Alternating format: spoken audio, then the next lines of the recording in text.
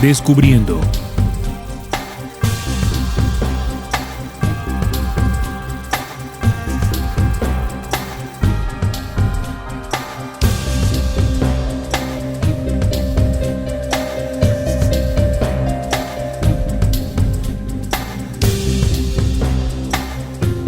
Muy buenas, estimados oyentes, bienvenidos a Descubriendo, con la certeza en la búsqueda de la verdad. Descubriendo es un programa investigativo dirigido a todas aquellas personas que han buscado incesantemente la luz de la verdad. A partir de este momento nos disponemos a compartir con todos ustedes un tema, una investigación que nos sirva como herramienta para seguir avanzando en el camino de la real esencia de la verdad. En este programa se tocan aquellos temas que hace mucho tiempo no quisieron que supiéramos. Transmitiendo en vivo y en directo desde Radio Cultural Planeta Conciencia y su página web www.rcpc.co. Sábados 7 de la noche y además los martes a partir de las 11 de la mañana, hora de Colombia. Presentado por Salim Hasir y quien les habla, Neil Barrios. Le damos la bienvenida a todos ustedes a este su programa de Descubriendo.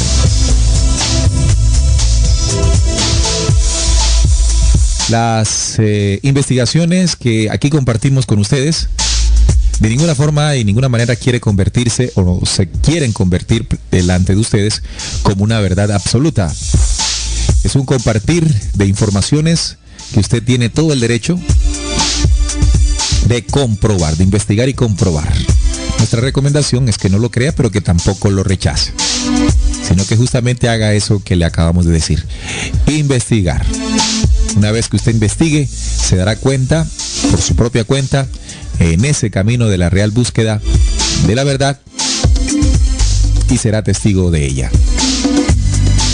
Para hoy estaremos hablando de un tema bastante conspiranoico para unos, ¿no? Es ¿quién mató a Kennedy? John F. Kennedy, el presidente número 35 de la Unión Norteamericana, que fue asesinado en el año 1963. Entonces vamos a estar haciendo un recorrido en la historia para determinar, de acuerdo a ese análisis, quién probablemente pudo haber asesinado a este líder de los 60. Para eso estoy acompañado de Salim Hasir, a quien le doy la bienvenida a este programa, Descubriendo. Bienvenido, Salim. Muchas gracias, Neil. Un saludo para ti, para toda la amable audiencia de Descubriendo que nos acompaña en cada programa tocando estos temas muy interesantes que, pues como tú lo decías en la introducción, hace muchísimo tiempo no quisieron que supiéramos. Y sí, vamos a tocar el tema de la muerte de John F. Kennedy, un tema que desde el mismo día de su muerte, ese 22 de noviembre de 1963, está envuelta en una nube de misterio, ¿no? Muchas teorías se tejen alrededor de lo que pudo haber sucedido ese día en Dallas, en el estado de Texas, pero que realmente al día de hoy, a año 2015, no se ha podido dar digamos que una certeza de lo que realmente sucedió. Entonces, no quiere decir que lo que vayamos a decir aquí eso sea, ¿no?, la verdad absoluta, pero vamos a entregar indicios, vamos a entregar pruebas, investigaciones, para que usted, estimado oyente, pues saque conclusiones en su comprobación. Todo un misterio, ¿no?, a la hora de saber a ciencia cierta quién mató a Kennedy. La versión oficial fue que un pistolero, un hombre de apellido Oswald, apuntó y disparó y mató al presidente John F. Kennedy en ese momento. Esa es la versión oficial. No se supo más porque después él también fue asesinado y quedó así. John Fitzgerald Kennedy. John Fitzgerald Kennedy nació en Brooklyn, Massachusetts, el 29 de mayo de 1917 y murió en Dallas, Texas, el 22 de noviembre de 1963. 22 de noviembre. Dentro de poco entonces se cumplirán 52 años de la muerte o el asesinato, más bien, de este presidente. Fue el 35º, el número 35, presidente de los Estados Unidos. Fue conocido como John F. Kennedy, Jack Kennedy por sus amigos y popularmente JFK. Elegido en 1960, Kennedy se convirtió en el presidente más joven de los Estados Unidos después de Theodore Roosevelt. Ejerció como presidente desde el 20 de enero del año 1961 hasta su asesinato, que fue, repito, el 22 de noviembre de 1963. Durante su gobierno tuvo lugar la invasión de Bahía de Cochinos, la crisis de los misiles de Cuba, la construcción del muro de Berlín, el inicio de la carrera espacial y la consolidación del movimiento por los derechos civiles en Estados Unidos, así como los primeros eventos de la guerra de Vietnam. Así es, Neil, has tocado un poco sobre la vida de John F. Kennedy y quisiera tocar, ¿no?, antes de que hagamos un recorrido histórico sobre los sucesos no solamente que se dieron en los años de, pues, que él ejerció como presidente, sino varias décadas atrás, que pues nos pueden dar un indicio de qué fue lo que ocurrió allí, ¿no? Voy a tocar algunas de las teorías, como para ir entrando en materia, que se dicen, ¿no?, algunas de manera oficial, otras no tanto, de cuál pudo haber sido la causa de la muerte de John F. Kennedy. Por ejemplo, una de ellas se dice que es una teoría sobre la mafia y Hoover. J. Edgar Hoover fue el director de la Oficina Federal de Investigación, el FBI, desde 1925 hasta 1972. Está muy bien documentado que antes de que el presidente Kennedy fuera elegido, Hoover raramente conocía la existencia de la mafia. Jack Anderson informó sobre los aparentes lazos de Edgar Hoover con la mafia, así como sobre la reticencia del FBI a perseguir a sus miembros. El genio financiero de la mafia, Meyer Lansky, supuestamente habría chantajeado a Hoover con respecto a su homosexualidad hacia el año 1935. Otra razón probable del fracaso de Hoover para detener la mafia era su preferencia por los blancos fáciles para mantener la imagen del FBI como los policías top. Otra teoría que se teje, ¿no?, alrededor de la muerte de Kennedy es la del crimen organizado y la CIA. También se dice de que esto como respuesta de los crecientes juicios a los que el nuevo fiscal general Robert F. Kennedy sometía a estas organizaciones criminales en el periodo del presidente Kennedy, ¿no?, en el momento que fue elegido como líder o presidente de los Estados Unidos. Otra también, Neil y oyentes, que tiene bastante fuerza es la teoría de la conspiración israelí. Esto porque el gobierno de Israel no estaba contento con las presiones que estaba ejerciendo Kennedy en contra de su programa nuclear secreto.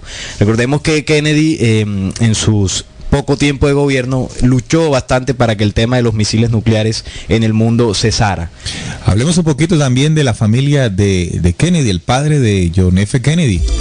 El padre de él fue Joseph Kennedy y la madre fue Rose Fitzgerald. Joseph fue un empresario exitoso y líder de la comunidad hiberno-estadounidense. Fue embajador ante el Reino Unido. Rose era la hija menor de John Honey Fritz Fitzgerald, una prominente figura política de Boston que fue congresista y alcalde de su ciudad. El matrimonio tuvo 9 hijos. John fue el segundo de ellos.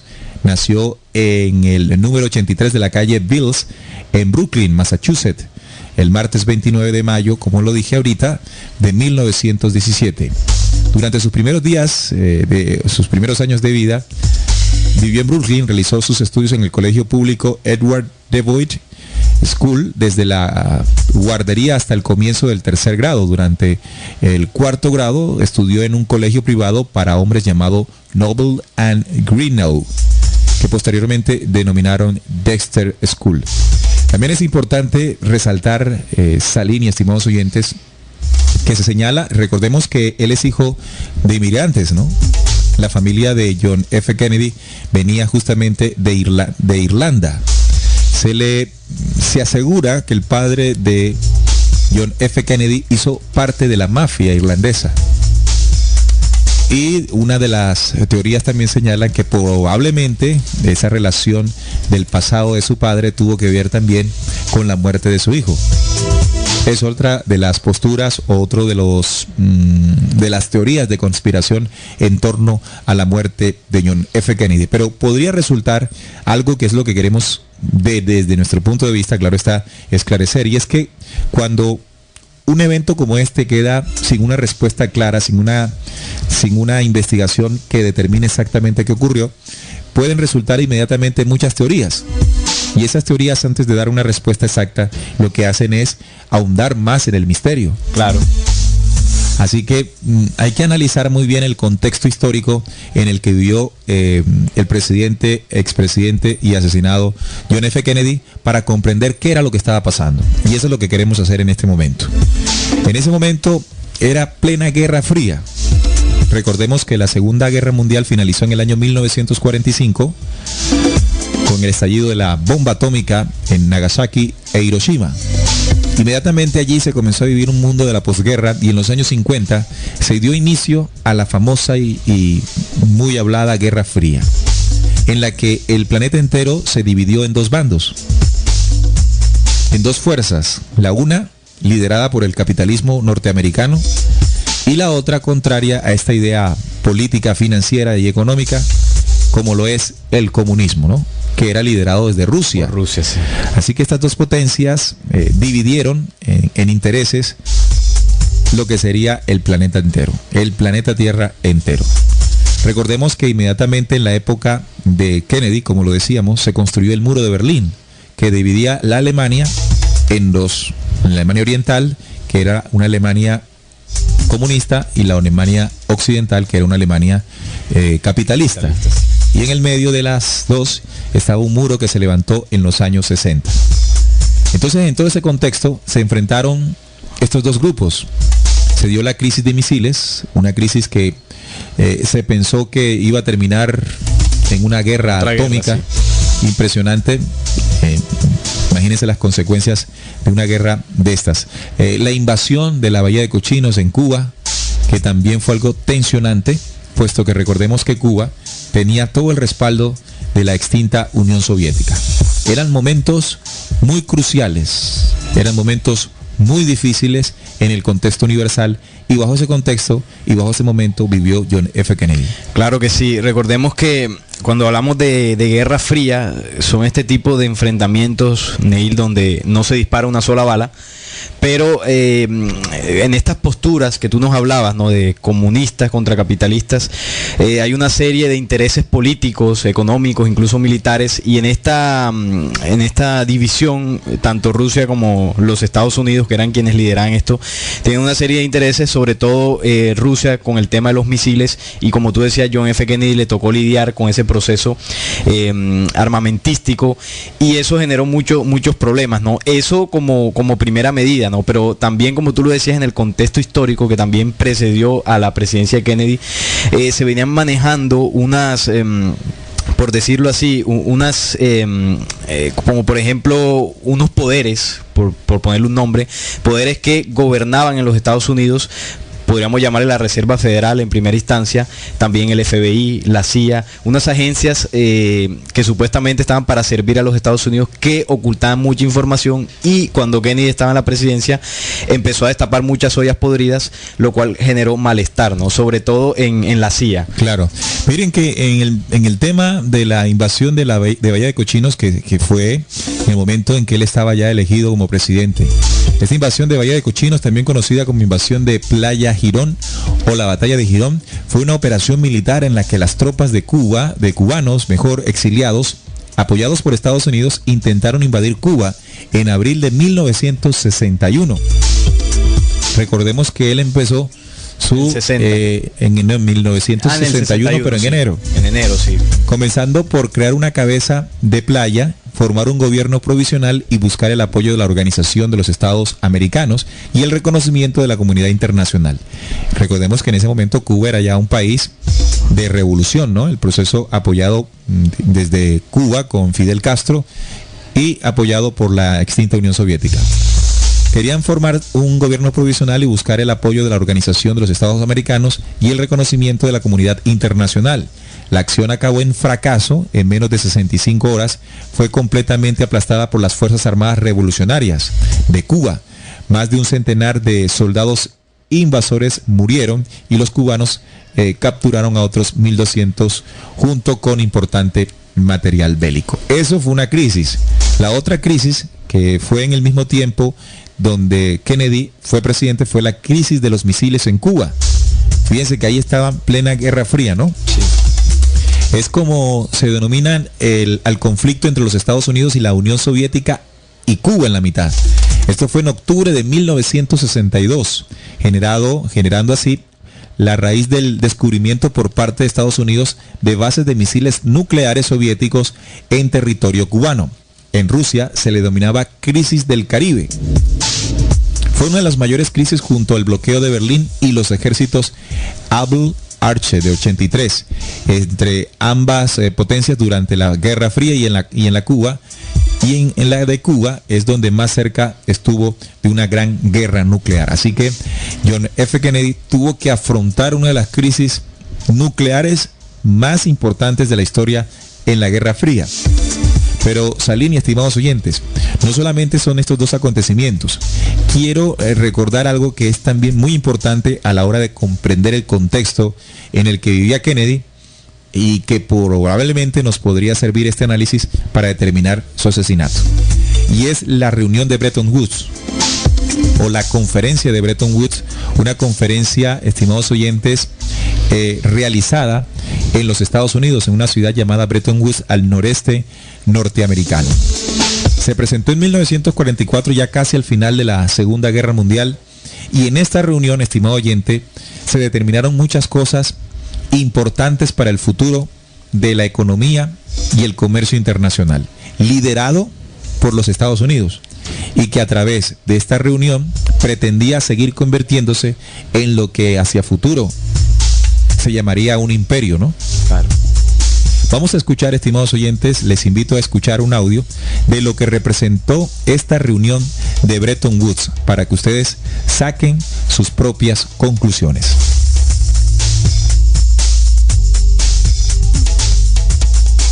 En esta conferencia, los países industrializados decidieron optar por el Plan White, creando 3 instituciones, las primeras 2 en 1944 y la tercera en 1947. El Fondo Monetario Internacional debía garantizar el cumplimiento de las normas acordadas en lo referente al comercio y las finanzas internacionales, como también establecer facilidades de crédito para los países con dificultades temporales de balanzas de pagos. El Banco Mundial fue creado para financiar el desarrollo a largo plazo. En 1947 se creó el Acuerdo General sobre Aranceles Aduaneros y el Comercio, GATT, que tenía por meta la liberación del comercio mundial, que es la reducción de las barreras arancelarias. En la década de los 90 se convirtió en la actual Organización Internacional de Comercio, OIC, cuyos objetivos van paralelamente a los del Fondo Monetario Internacional. El principal objetivo del acuerdo de Bretton Woods fue poner en marcha un nuevo orden económico internacional y dar estabilidad a las transacciones comerciales a través de un sistema mundial con un tipo de cambio sólido y estable, fundado en el dominio del dólar. Bueno, es importante este dato, Salim, puesto que en 1944, en esta conferencia de Bretton Woods, ganó la postulación o la solución de posguerra presentada por los Estados Unidos frente a la propuesta de Inglaterra, del Reino Unido.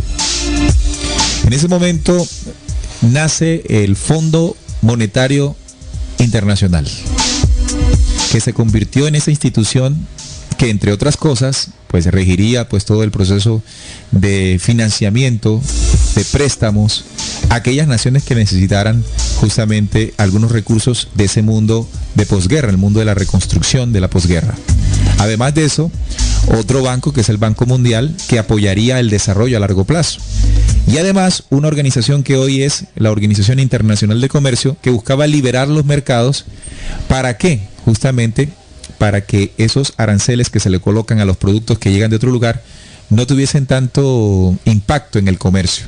De tal forma que Estados Unidos se convertiría en el amo del mundo, ¿no? A través de una moneda que es el dólar, bueno, que incluso no hace parte o no es un banco nacional, sino un banco privado, recordemos esto, banqueros importantes que emiten el dólar y que el dólar se iba a convertir o que se convirtió desde 1944, 45, 46, 47 en la moneda hegemónica mundial. Claro, importante ese dato, Neil, porque pues si tenemos en cuenta el de la gran reunión de Bretton Woods, donde el dólar se convierte en la divisa internacional, ¿no? Muy conveniente en ese momento por el tema de la posguerra, donde los países necesitaban flujo de dinero para reconstruir todo ese proceso.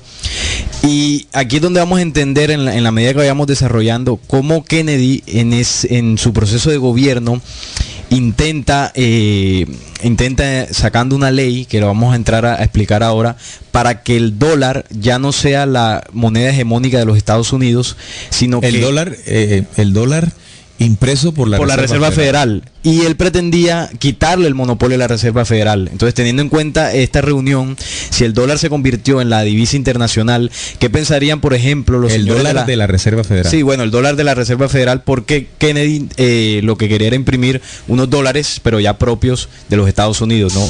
Acompañado con el Tesoro de los Estados Unidos, que imprimiría ya las divisas. Sí, entonces resulta que en ese momento, en la década de los 50, y después de la conferencia de Bretton Woods, lo que realmente se estaba buscando era el control y la hegemonía económica mundial del dólar. Y también ganar el comercio internacional. Pero había un enemigo. El enemigo era la extinta Unión Soviética, que era la otra potencia mundial que despuntaba, ¿no? Entonces hay que analizar ese contexto para comprender la situación. Era un momento en que se debía consolidar el plan de la conferencia de Bretton Woods, donde detrás de ella definitivamente estaban los intereses de los banqueros internacionales, creadores del sistema de la Reserva Federal, banco que sería pues quien manejaría los hilos de la economía internacional a través de los Estados Unidos. El más beneficiado con esta reunión, evidentemente, es la Reserva Federal y los banqueros que estaban detrás de ella. Claro, los banqueros que estaban detrás de ella. Recordemos, estimados oyentes, y para esto les invitamos a descargar un programa que hicimos aquí en Descubriendo, llamado La Reserva Federal.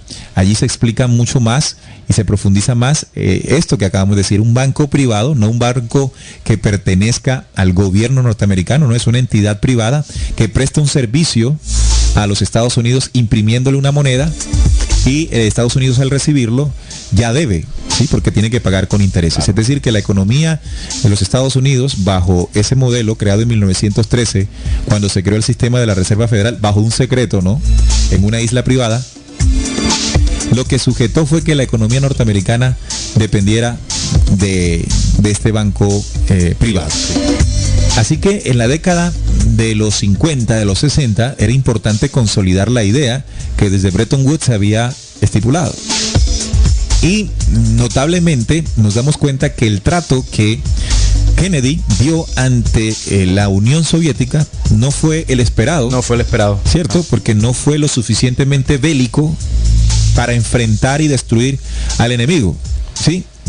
Por ejemplo, en el tema de la Bahía de Cochinos, en el tema de la crisis de misiles, fue un presidente que quiso superar de una forma pacífica la confrontación.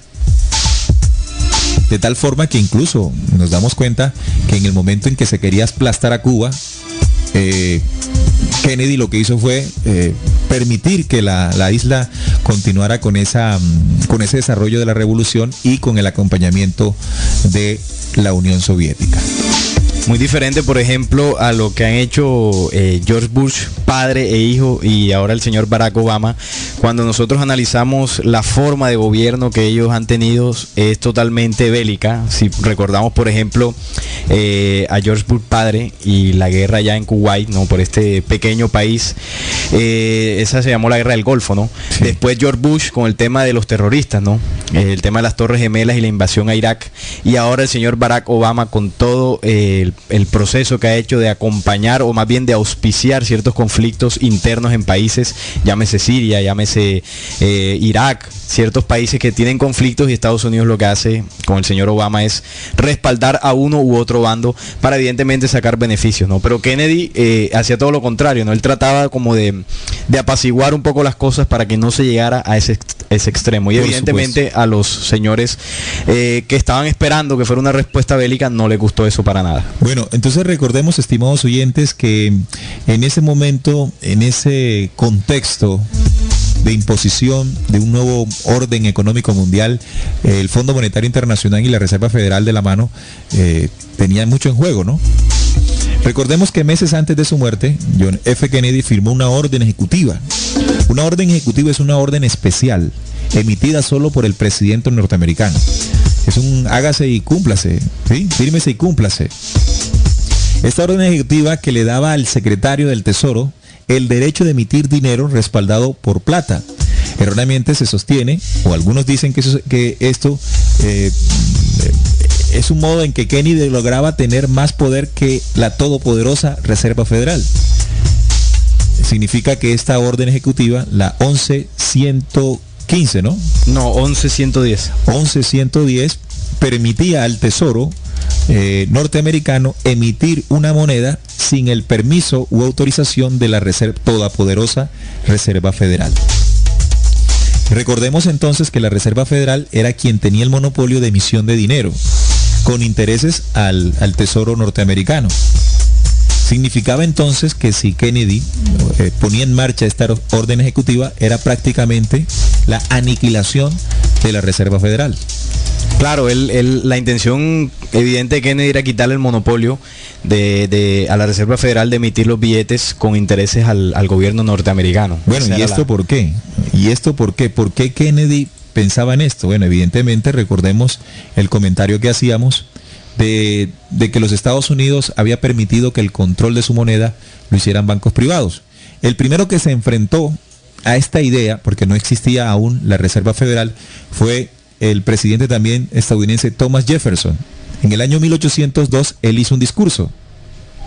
Él dijo: creo que los bancos son más peligrosos que un ejército. Dijo Thomas Jefferson, 1802. Si algún día los americanos permiten que los bancos controlen la emisión de su moneda, los bancos y las corporaciones que crecerán alrededor de ellos los privarán de todas las propiedades, hasta que un día sus hijos se despertarán sin casas en el continente que ocuparon sus padres. De esta forma nos damos cuenta cómo Thomas Jefferson tenía muy claro que no era conveniente bajo ninguna circunstancia que la emisión de dinero fuera controlada por un banco privado y corporaciones que crecerían alrededor del mismo, ¿verdad? Y con este discurso que realizó en ese entonces, 1802, Thomas Jefferson pudo detener la idea, porque venía ya desde los años 1800, de la creación a través de estos banqueros internacionales, central, sí. Este Banco Central. Sí, también, Neil, disculpa, en su momento, también en los años 1800, Lincoln también fue un hombre que intentó evitar esta idea que ya se tenía, como tú lo decías, de ese siglo, de los años 1800, y fue asesinado también. Muchos dicen que por esa misma causa, ¿no? Por irse en contra de este proceso, porque además estos banqueros han tenido esa intención hace muchísimo tiempo. Recordemos que la primera crisis, o la primera gran crisis, fue en 1873, más o menos, hasta el año 1896, donde desde ese momento se intentaba, incluso desde antes con fuerza, mediante estas crisis, poder poner un banco central controlado por banqueros internacionales. Así que vemos que esto es una batalla muy antigua dentro de los Estados Unidos, ¿no? Que sí, muchos intentaron detener. Algunos presidentes entendían el peligro que representaba que un banco privado tomase el control de emisión de moneda, ¿sí?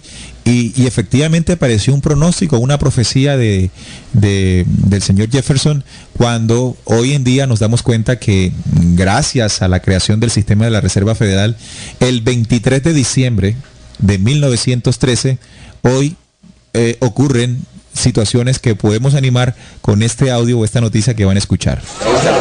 El nuevo dato de desahucios en España. En 2012 los bancos se quedaron con 49.000 viviendas de españoles que no pudieron pagar su hipoteca. En 38.000 casos se trataba de la primera vivienda de dichas familias. Eso sí, solo en un 8% se tuvo que emplear la fuerza. En el resto de los casos la vivienda ya estaba vacía. Bueno, y ustedes dirán, bueno, pero esto es en España. Recordemos que los bancos centrales de las naciones dependen de las políticas económicas del Fondo Monetario Internacional, un banco que está regido por la emisión de una moneda que es el dólar, que emite el sistema de la Reserva Federal. Entonces, eso que alguna vez dijo Jefferson se está viviendo. Recordemos la crisis financiera en Estados Unidos del año 2008, cuando mucha gente perdió su vivienda. ¿En manos de quién? De los bancos. Los bancos, claro. Así de sencillo. El siguiente presidente que se enfrentó a la Reserva Federal, nada menos ni nada más que fue John F. Kennedy. Como le decíamos, con esta orden ejecutiva 11110, ¿cierto? 11110, sí. Él permitía que el derecho del Departamento del Tesoro norteamericano emitiera su dinero sin la Fed, es decir, sin el sistema de la Reserva Federal, pero 6 meses después de que él firmó esta orden, escuchen bien, 6 meses después, es decir, el 22 de noviembre del año 1963, fue asesinado en Texas. Claro que sí. Evidentemente el hecho de Kennedy haber sacado esta ley disgustó mucho a los banqueros propietarios de la Reserva Federal, porque además Kennedy venía teniendo esta idea incluso desde el año 61, ya él venía trabajando en esto, en una estrategia para lograr poder hacer eso. Incluso se dice que el 28 de noviembre del año 61, el presidente Kennedy detuvo la venta de la plata por el Departamento del Tesoro. El aumento de la demanda de la plata como un metal industrial dio lugar a un aumento en el precio del mercado de la plata por encima del precio fijado por el gobierno de los Estados Unidos. Condujo a una disminución de las reservas de plata en exceso del gobierno en más de un 80% durante 1961. Kennedy también exhortó al Congreso a eliminar los certificados de plata a favor de los billetes de la Reserva Federal, que son los que el Tesoro de los Estados Unidos da a la Reserva Federal como constancia de pago, ¿no? Sí, le da bonos del Tesoro. Bonos del Tesoro es un papel. El bono es un papel que se le entrega a la Reserva diciéndole necesitamos tanto dinero en dólares. Entonces la Reserva devuelve dólares. Tiene que pagar con intereses ese préstamo. Claro. Los Estados Unidos. Entonces ya fíjate que desde el 61 le exhorta al Congreso a que se eliminaran estos bonos del Tesoro que eran dados a la Reserva. Es decir, hacer que el Tesoro hiciera su propia moneda. Una moneda que incluso se llegó a decir que ya estaba impresa. Kennedy logró imprimir unos nuevos billetes ya sin aquella nota que dice nota de la Reserva Federal. Si usted toma un billete norteamericano encontrará una nota que dice esta es una nota de la Reserva Federal. Bueno, y después que muere Kennedy, ¿qué pasó con esta ley? Porque esta ley alcanzó él alcanzó a firmar. Claro que sí. Es curioso, ¿no? Sí, lo que sucedió después. Sí, dice que después de la muerte de Kennedy, la orden 11110 no fue revertida. La sección añadida de la orden ejecutiva 10289 permanecieron en los libros hasta que el presidente Ronald Reagan emitió la orden ejecutiva 12608 el 9 de septiembre de 1987 como parte de una limpieza general de las órdenes ejecutivas. Él revocó específicamente la sección añadida de la 11110 que revocó de manera definitiva toda la orden. Después de la muerte de Kennedy, el nuevo presidente Lyndon B. Johnson mantuvo esta orden ejecutiva, pero no dio apoyo y tampoco fomentó la impresión de billetes del Departamento del Tesoro. Claro que otros investigadores dicen que lo primero que hizo Lyndon B. Johnson, vicepresidente, quien sustituyó en el cargo a John F. Kennedy, fue no apoyar, es decir, trató de eliminar lo que la orden buscaba. Una orden ejecutiva quiere decir que es una orden que viene directamente del ejecutivo, del presidente. La revertió, se hizo el loco, como decimos vulgarmente, se hizo el loco, se hizo como que nada hubiese pasado y los billetes no salieron. Sí, porque él digamos que no la canceló directamente ni de tajo, sino que él, como dices tú, se hizo de la vista gorda, no apoyó esta ley y tampoco fomentó la impresión de los billetes. Evidentemente, para que esta ley pudiera funcionar, el presidente tendría que asumir ese proceso de impresión, de estar muy cerca de esta ley que Kennedy había propuesto antes de su muerte. Quiere decir que más nadie después de John F. Kennedy se ha enfrentado al sistema de la Reserva Reserva Federal. En ese momento, un momento crucial, como hacíamos o llegábamos al contexto, un momento de Guerra Fría, un momento de lograr ganarse el mundo financiero, económico mundial y el comercio internacional a través de Occidente, liderado por los Estados Unidos, el sistema de la Reserva Federal, el Fondo Monetario Internacional, el Banco Mundial. Era importante seguir estableciendo estos planes de la reunión de Bretton Woods. De alguna forma, John F. Kennedy se enfrentó a esos intereses y lamentablemente ese 22 de noviembre, esa mañana de 22 de noviembre en Dallas, Texas, fue asesinado. Aquí es donde tenemos que comenzar a preguntarnos qué poder hay detrás de esta élite mundial. Y muchos hablan, y nosotros aquí también hemos explicado, de la existencia de una élite o unas sociedades secretas milenarias incluso, que han gobernado secretamente los destinos de los imperios y las naciones. Estados Unidos no se escapa a eso, y justamente también John F. Kennedy tuvo una postura en contra del establecimiento y del funcionamiento de sociedades secretas en suelo norteamericano. Él hizo un discurso. Escuchemos un poco, Salí nos va a hablar de qué se trata esto. Sí, voy a leer el discurso para ver cómo con estas palabras Kennedy de alguna forma sentenció el secretismo en los Estados Unidos. Dice: damas y caballeros, la propia palabra secretismo es repugnante en una sociedad libre y abierta, y nosotros estamos como pueblo inherentemente e históricamente opuesto a sociedades secretas, juramentos secretos y procedimientos secretos. Decidimos hace mucho tiempo que los peligros del ocultamiento excesivo y sin autorización de hechos relevantes sobrepasan ampliamente a los peligros que se citan para justificarlo. Incluso hoy hay poco valor en oponerse a la amenaza de una sociedad cerrada, imitando sus restricciones arbitrarias, incluso si nuestras tradiciones no sobreviven con ella. Y hay un peligro muy grave de que una necesidad anunciada de un aumento de seguridad sea aprovechada por aquellos ansiosos para expandir su significado a los límites de censura oficial y ocultación. No tengo intención de permitir eso en la medida en que esté en mi control, y ningún miembro de mi administración, ya sea de alto o bajo rango civil o militar, debería interpretar mis palabras aquí esta noche como una excusa para censurar las noticias, sofocar la disensión, encubrir nuestros errores u ocultar de la prensa y el público los hechos que merecen conocer. Requiere un cambio de visión, un cambio de las tácticas, un cambio en las misiones por el gobierno, el pueblo, por cada hombre de negocios y líder sindical y por cada periódico, porque se nos opone alrededor del mundo una conspiración monolítica y despiadada que confía principalmente en medios encubiertos para expandir su esfera de influencia, en la infiltración en lugar de invasión, en subversión en lugar de elecciones, en intimidación en lugar de libre elección, en guerrillas de noche en lugar de ejércitos de día. Es un sistema que ha reclutado vastos recursos humanos y materiales para la construcción de un denso tejido, una máquina altamente eficiente que combina operaciones militares, diplomáticas, de inteligencia, económicas, científicas y políticas. Este fue el discurso, estimados oyentes, que Kennedy entregó pues ahí a la audiencia. Esto también fue poco tiempo antes de ser asesinado.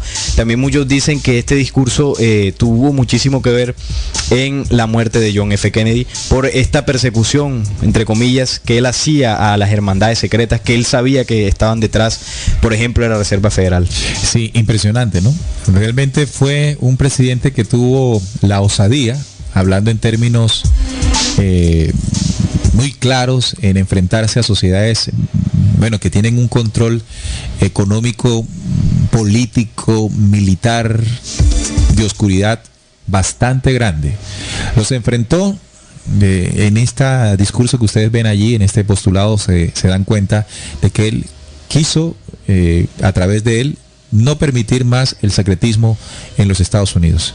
Las ideas que estas sociedades secretas han querido implantar, y para eso quiero recordar un acto que se realizó en secreto, como lo decía ahorita, en la creación del sistema de la Reserva Federal. Escuchemos este audio que nos anima cómo fue ese secreto. Cientos de millas al sur de la capital bancaria, la ciudad de New York, cerca de la costa de Georgia, la isla de Jekyll ofrecía un refugio invernal para los ricos y famosos. El dueño de este lugar con un océano pequeño era el señor estanciero, el financiero internacional J.P. Morgan. Aquí, 6 banqueros internacionales tenían reuniones que intentaron mantener secretas y planeaban convertirse en la institución privada más poderosa en los Estados Unidos, el sistema de la Reserva Federal. Todo gira alrededor de la Reserva Federal, un banco privado al que se le dio un monopolio cuando se crearon los billetes. Cada billete de $100 que imprime la Reserva Federal y vende a los Estados Unidos a su valor total representa un préstamo de $100. Aunque el gobierno lo devuelva, tiene que pagarlo con interés. Bueno, ahí nos damos cuenta a qué secretismo, a qué sociedades secretas se estaba refiriendo John F. Kennedy en ese discurso que nos leyó nuestro compañero Salim. Ese mismo momento en que en secreto en 1906, 6 banqueros internacionales, esto no lo supo nadie. Esto se supo fue mucho tiempo después. Diseñaron lo que sería el sistema de la Reserva Federal. Pero era difícil, de acuerdo a sus planes, establecer eso en el gobierno norteamericano, en el Congreso norteamericano. Claro. Y ahí fue donde tuvieron que infiltrar a sus agentes. Woodrow Wilson, el político aliado de ellos en ese momento. Y aprovecharon la noche previa a la Navidad de 1913 para firmar la creación del sistema de Reserva Federal en el Congreso de Norteamérica. Claro, y fíjate cómo funciona, porque estos banqueros apoyaron la postura, la candidatura de Woodrow Wilson en ese momento en el Congreso, y a cambio este señor les permitió a los banqueros poder meter la ley de la Reserva Federal en ese 23 de diciembre y él mover sus influencias dentro del Congreso para que esta fuese aprobada. Así que vemos cómo allí en esa jugada ellos pudieron establecer este sistema. Sí, lo lograron, en secreto lo crearon. Y recordemos quiénes son, estimados oyentes, esos banqueros internacionales, ¿no?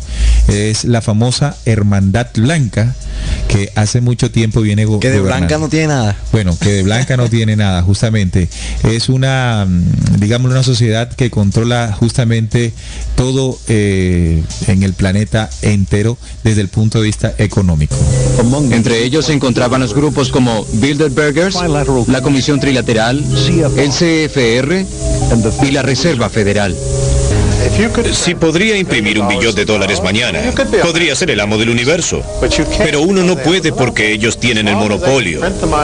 Mientras puedan imprimir dinero y comprar el diario The New York Post, The Washington Post, congresistas, senadores, presidentes, uno no puede competir con eso. Es una fraternidad. Tienen un objetivo en común, el cual es mantener el control. Es una fraternidad, lo dice este economista internacional, es una fraternidad y su objetivo es mantener el control. Nos damos cuenta contra quién se metió John F. Kennedy. Los Rockefeller, los Rothschild, los Morgan, que son familias poderosísimas desde el punto de vista económico, como dice el audio, ¿no? Capaces de comprar presidentes, congresistas, periódicos. O sea, si pueden manejar los medios de comunicación a su antojo. Claro, esas dinastías que comenzaron en 1773 en Baviera, Alemania, 5 hermanos de la familia y dinastía Rothschild. Meyer Amschel Rothschild, Salomón Rothschild, Nathan Meyer Rothschild, Carl Rothschild y James Rothschild. Ellos empezaron un emporio de bancos en Europa, la familia Rothschild. Rothschild significa escudo rojo en alemán, todos de origen judío.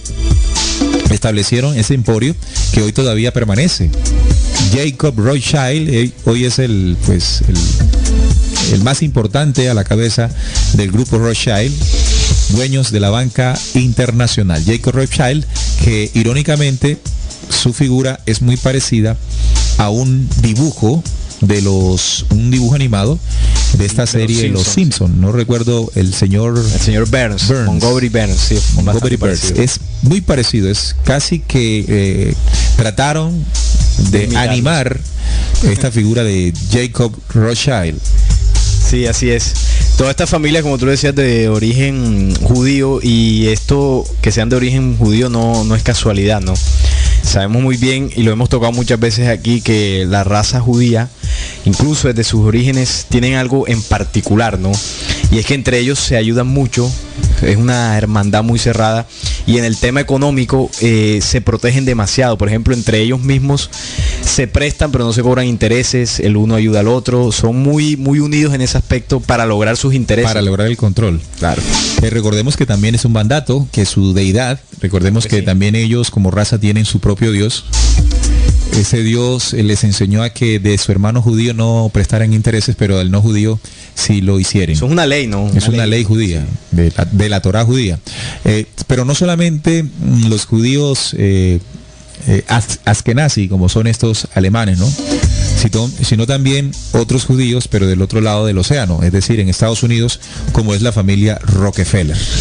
Los 5 hermanos Rockefeller, de los cuales aún vive David Rockefeller, también un magnate, una familia muy poderosa, donde el primero, ¿no? John D. Rockefeller, el padre de ellos, fue el primer multimillonario norteamericano y primer monopolista de lo que fue el petróleo de los años 1800.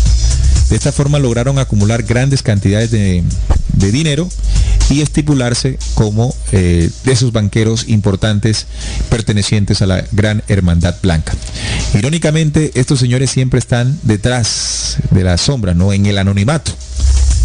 Y en ese proceso de secreto, ¿no? Que fue el que se refirió ampliamente en ese discurso John F. Kennedy. Claro que sí, muy interesante, me llama la atención, por ejemplo, en el discurso que leí ahora, un pedazo que dice, porque se nos opone alrededor del mundo, o sea, no estaba hablando Kennedy solamente de los Estados Unidos, estaba hablando de un monopolio mundial, una conspiración monolítica y despiadada, que confía principalmente en medios encubiertos, sobre todo el secretismo, para expandir su esfera de influencia. Vemos cómo Kennedy tiene una claridad de lo que, o más bien de lo que a él se estaba enfrentando en ese momento cuando soltó ese discurso impresionante donde prohibía todo el secretismo en los Estados Unidos. Pero también nos decía que es una conspiración monolítica mundial. Y vemos cómo, ahora que analizamos las grandes familias, cómo vienen desde Alemania y desde otros lugares, porque no son las únicas familias, ¿no? También podríamos tocar a los Lee, los Onassis, los Russell, que son otras familias alrededor del mundo que son muy poderosas desde el punto de vista los Wisburg también. A mí me llama la atención mucho la capacidad que tuvo John F. Kennedy para enfrentar, ¿no? Es fácil sabiendo, porque evidentemente John F. Kennedy tuvo que saber quiénes habían detrás de todo esto y enfrentarlo pensando él que el poderío que tenía como presidente norteamericano sería suficiente para cambiar la situación. Y esto nos demostró que ni el mismo presidente norteamericano puede contra estos intereses. Sí, no, hay poderes detrás de las sombras que son más poderosos, entre comillas, no tienen más influencia, más poderío. Y esto nos demuestra, Neil, ahora que tú tocas eso, de que los presidentes no son quienes toman las decisiones en los países. Hay poderes detrás, en las sombras, ocultos en el secretismo, que son quienes realmente toman las decisiones. Tú hablabas ahorita del Fondo Monetario Internacional, del Banco Mundial, de estas organizaciones supranacionales que al prestarle grandísimas sumas de dinero a los países que lo necesitan, terminan endeudándolos. Entonces, por ejemplo, cuando tú tienes una deuda con alguien grandísima, a ese quien tú le debes tantísimo dinero te pondrá condiciones para que no embargarte, para no quitarte pues cosas que tú necesitas. Él te dirá las condiciones y lo que tú debes hacer para que no suceda eso. Correcto. Así que bueno, hay otra situación que me gustaría relacionar con este tema, y es algo que ocurrió también en Colombia.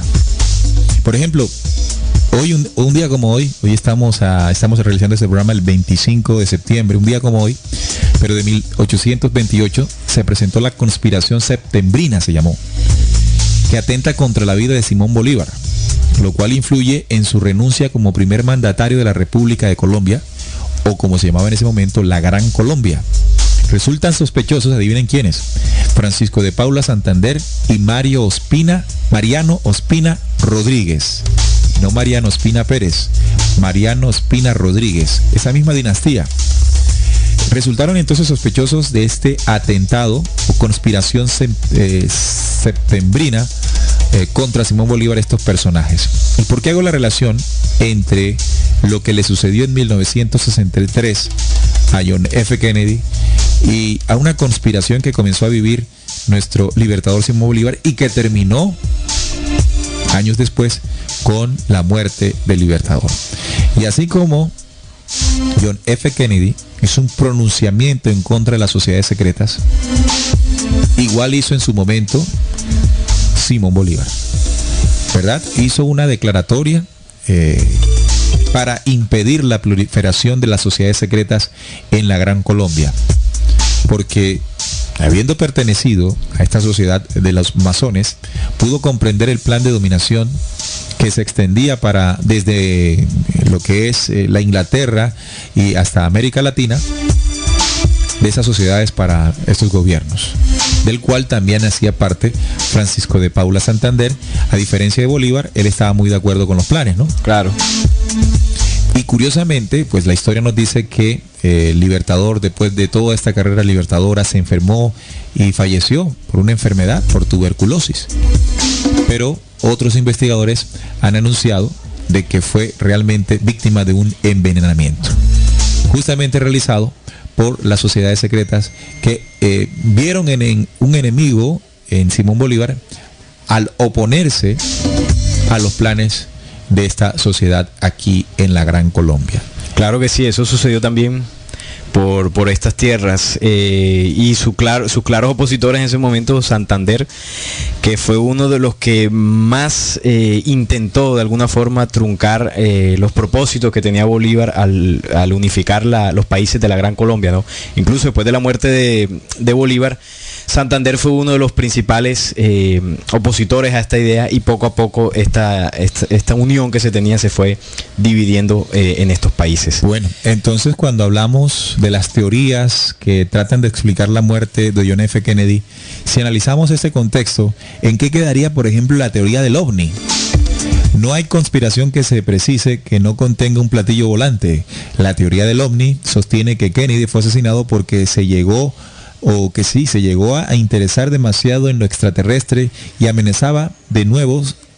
Surge aquí la siembra malvada de la CIA con descubrir programas secretos de los servicios de inteligencia del país. Como prueba, estimado oyente, se esgrime una presunta carta de Kennedy a la CIA en la que 10 días antes de su muerte reclama documentos secretos sobre ovnis. Como complemento, se apela, estimado oyente, según esta teoría, se apela a un escrito del director de la CIA explicando que no puede entregar esos documentos confidenciales. Entonces, aquí se cumple lo que yo les estaba diciendo allí, que se podrían utilizar muchas otras teorías convenientemente, un poco pues ajustadas a ciertas situaciones reales, pero que estarían encubriendo de fondo lo que realmente pudo haber sucedido. Otra, por ejemplo, es más presidentes sospechosos, incluso Bush padre, ¿no? No solo Johnson fue fruto de sospechas, también el expresidente George H. Bush es manejado por algunos conspiradores como presunto cerebro del atentado. Y es que Bush padre no solo tuvo una larga relación con la CIA, sino que en el día del magnicidio se habría encontrado en Dallas, pero no por no dejar a casi ningún ocupante de la Casa Blanca sin sombra de duda, también hay quien ve una relación entre la muerte de Kennedy y el escándalo del Watergate de Richard Nixon casi una década más tarde, o hasta el Irán Contra de Ronald Reagan ya en los años 80. Muchas teorías que podrían estar ocultando, estimados oyentes, la verdadera, ¿no? ¿Usted se imagina si los Estados Unidos, si el grueso de la población norteamericana tuviese la idea y el conocimiento de los planes de la Reserva Federal en su creación en 1913, primero de la reunión de 1906, que nadie se dio cuenta, luego en 1913, que tampoco se dieron cuenta porque fue una noche antes de la Navidad, y ustedes saben pues la tradición norteamericana cómo festeja esto, ¿no? Más adelante el tema de la reunión de Bretton Woods y las conclusiones que sacaron aquí, y bueno, en plena época de la Guerra Fría, nadie estaba enterado de pormenores. Y hoy día, 52 años después, no se sabe a ciencia cierta quién mató a Kennedy. Y a pesar de que la información de todas estas situaciones que ocurrieron en secreto ya está a la mano, porque es fácil entrar, por ejemplo, al internet y encontrar todos estos datos, pues evidentemente está tan fácil, pero aún así las personas no buscan estas cosas, no las respuestas de lo que sucedió, por ejemplo, en el asesinato de Kennedy. Tantas teorías, tantas cosas que desvían la atención.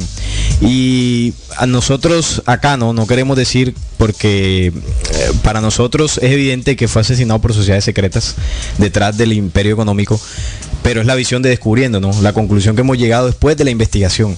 Para otros habrá sido otro personaje, para otros, algunos dicen que lo asesinaron extraterrestres, o sea, toda una serie de situaciones que lo que hacen es desviar la atención del plan que había detrás desde la creación de la Reserva Federal, y que en ese momento Kennedy fue un obstáculo. Y sencillamente lo quitaron del camino porque no rindió lo que ellos esperaban que Kennedy hiciera. Por eso pensamos que era prudente hacer el contexto en el que vivió Kennedy como presidente, ¿no? Todo el contexto social, económico, político, militar de ese momento, del inicio de los años 60, una época con mucha convulsión. En la época de la Guerra Fría, en la época de la Guerra de Vietnam más adelante, en fin. Nos dice Ronaldo Ortiz, esta radio es genial, un fuerte abrazo, Ronaldo, para ti. También Cris dice saludos a la mesa de trabajo. Fuerte abrazo para ellos que nos escuchan en vivo y en directo a esta hora, 8:48 de la noche en Colombia. Recuerden que este programa se retransmite en diferido los martes a partir de las 11 de la mañana, hora de Colombia, para aquellos oyentes que no lograron conectarse desde el inicio del programa. Fíjese lo que dijo Henry Ford. Henry Ford dijo, está claro que la gente no entiende el sistema monetario y bancario, porque si lo entendiese, creo que habría una revolución mañana por la mañana. El dueño de esta empresa, empresa de automóviles Ford, que se hizo también millonario con el modelo T, cuando apenas iniciaba la carrera o el comercio automotriz, ¿no? Automotriz, sí, fue uno de los pioneros. Fue uno de los pioneros, con su modelo T, que se vendió en todo el mundo. En todo el mundo hizo una fortuna el señor Henry Ford, que su compañía todavía existe, también, ¿no? También de origen judío, ¿no? También parece que tuvieran una astucia para los negocios, ¿no? Es difícil encontrar un judío de estos pobre. Yo la verdad nunca he visto uno, todos son poderosos económicamente y evidentemente su raza y sus leyes, sus mandatos, incluso religiosos milenarios, así los respaldan. Claro, incluso hay mucha gente que admira esto, ¿no? Sí, claro. Pues yo no lo admiraría porque para hacerlo hay que pasar por encima de muchas cosas, por la dignidad de muchos hombres, por la vida de otros hombres. Si no, recordemos aquí a John F. Kennedy. Habría que tener una condición reptil, como hablábamos el programa pasado, tocábamos, estimados oyentes, el cerebro reptil, que es una condición en el ser humano donde se utiliza esta parte tan básica del cerebro y que evidentemente para, por ejemplo, los negocios económicos, el tener que pasar por encima de muchas personas, de hacer muchos negocios que no están muy bien, se necesita una condición de persona, de pensamiento, una condición de emociones muy frías, muy calculativas para poder hacer estas cosas. Evidentemente una persona del común, no sé, Neil, tú me dirás si uno podría ser capaz de pasar por encima de alguien dejándolo en la quiebra casi para yo poder subir en esta pirámide, ¿no? Que es un sistema también imagínense, implementado para darles un datico ya casi cerrando. ¿Sabe quién creó la primera crisis del siglo pasado, en el siglo XX? Otro señor de estos bastante millonarios, se llama JP Morgan, dueño de la isla de Jekyll, que fue donde se hizo la reunión para crear en secreto el sistema de la Reserva Federal. Escuchemos lo que pudo hacer el señor JP Morgan para crear esa crisis. Así, JP Morgan, conocido públicamente como un conocedor financiero de la época, aprovechó su influencia masiva publicando rumores de que un banco prominente de Nueva York era insolvente o había quebrado. Morgan sabía que esto causaría histeria masiva y que a la vez afectaría a otros bancos, y así fue. El público, temiendo perder sus depósitos, comenzó masivamente a retirar su dinero y consecuentemente los bancos fueron vieron forzados a reclamar sus préstamos, obligando a vender sus productos, y así comenzó una espiral de quiebras, reposesiones y desorden. Poniendo las piezas en orden unos años más tarde, Freddy Callen, de la revista Life, escribió: los intereses de Morgan tomaron ventaja para precipitar el pánico en 1907, guiándolo astutamente mientras sucedía.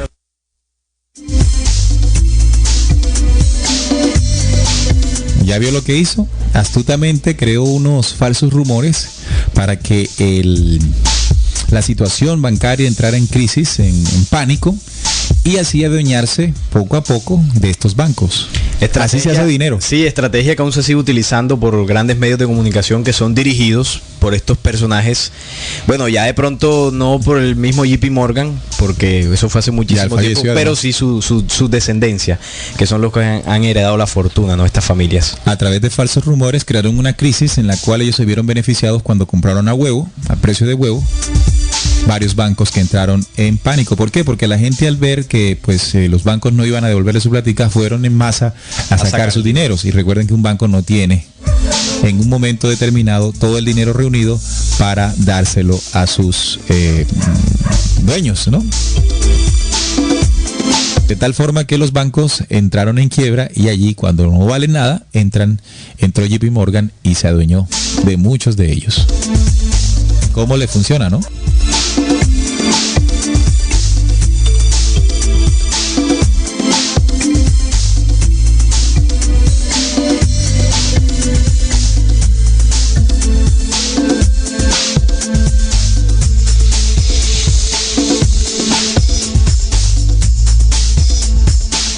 Bueno, finalizando ya, ¿quién mató a John F. Kennedy?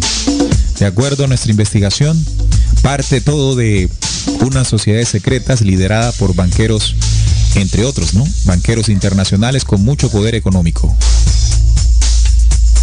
Luego, a través de un programa de control económico y de comercio internacional, se puso en la mitad de sus intereses.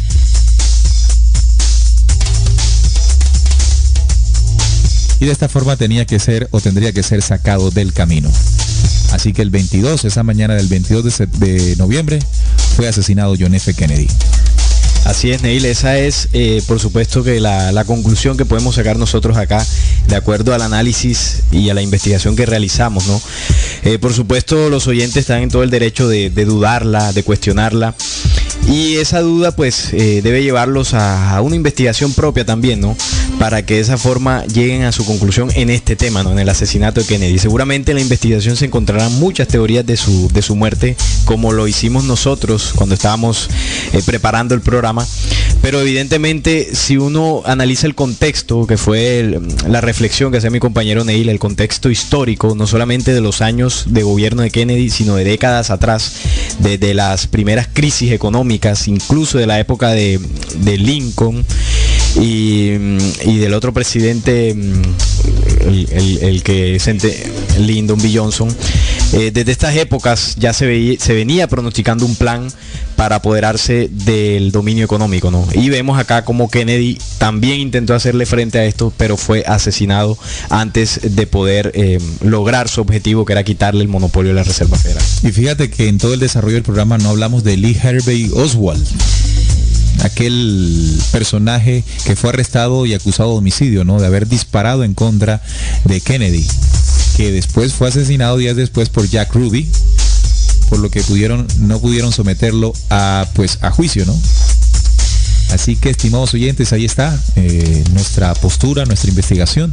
Consideramos que es importante que aplique la ley esta que les explicó nuestro compañero Salim, de comprobar.